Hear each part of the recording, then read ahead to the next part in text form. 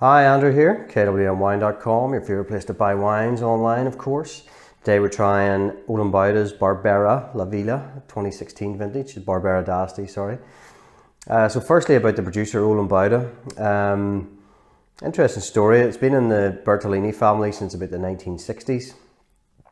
But the man behind it at that point died in 1985 and he left 3 young children. So from 1985 till about 2000, the fruit from the family's farm was sort of sold off to other producers and there was no wine produced on the estate, yet there's really good quality there. So as the 3 brothers and sisters grew older, they decided to take on the reins of the family winery again and reopen it in 2000.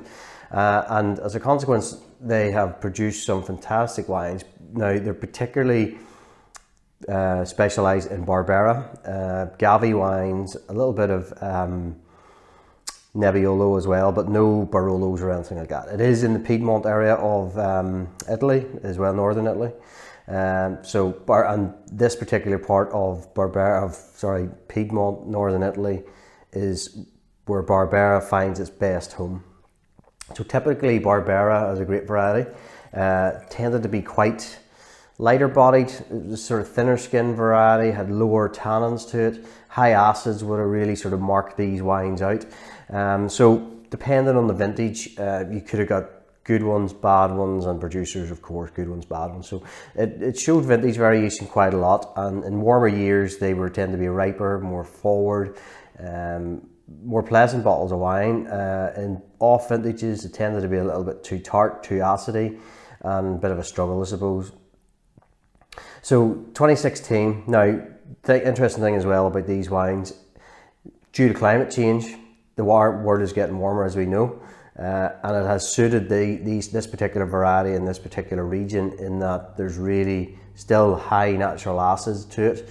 It has got really still those soft, low tannins to it, but the wine has become a bit riper, a bit more reliable year to year to year. So we'll have a look in and see what it's like. Now, colour-wise, it is quite medium body, but it's got quite a ruby, purpley rim. Actually, still looks quite fresh and young to it. And this wine sees no oak whatsoever, all stainless steel ferments, hand harvested as well. So it's an expensive way of producing the wine in terms of the viticulture, certainly hand harvesting. Another interesting thing with these guys as well, they do a lot of green harvesting. Now, they're not organic or biodynamic or anything like that, but they do sort of work to those principles where possible, and they do a lot of green harvesting. And what that means is sort of coming into towards vintage, they will go through their vineyards and they will cut out perfectly decent bunches of grapes, I suppose, that other producers may leave on the vine.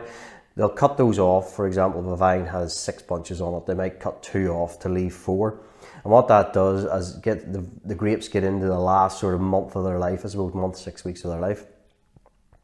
It concentrates all those flavours and tannins and ripeness into those bunches and draws up whatever the soil and the terroir has. So it concentrates what's left and gives you a better finished product. So that's really what green harvesting is all about. If you ever see it on a label or bottles or hear it, that's what green harvesting is. So I say purpley sort of coloured, medium weight.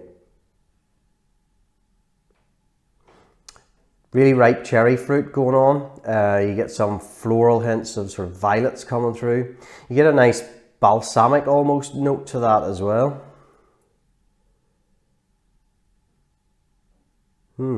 Bit of complexity in it. It's pleasant.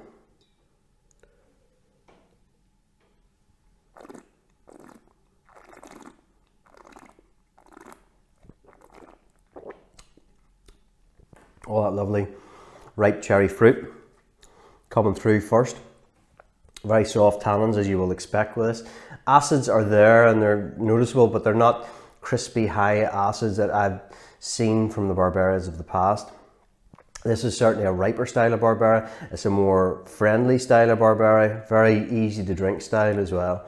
It's sort of wine that I like to personally go with when I'm eating spaghetti bolognese or something, because the higher acids tend to help cut through those tomato acids in the dishes and that there as well. It drinks really well with those sorts of dishes. So Northern Italian classic Barbera d'Asti, really good producer Olim Bauda.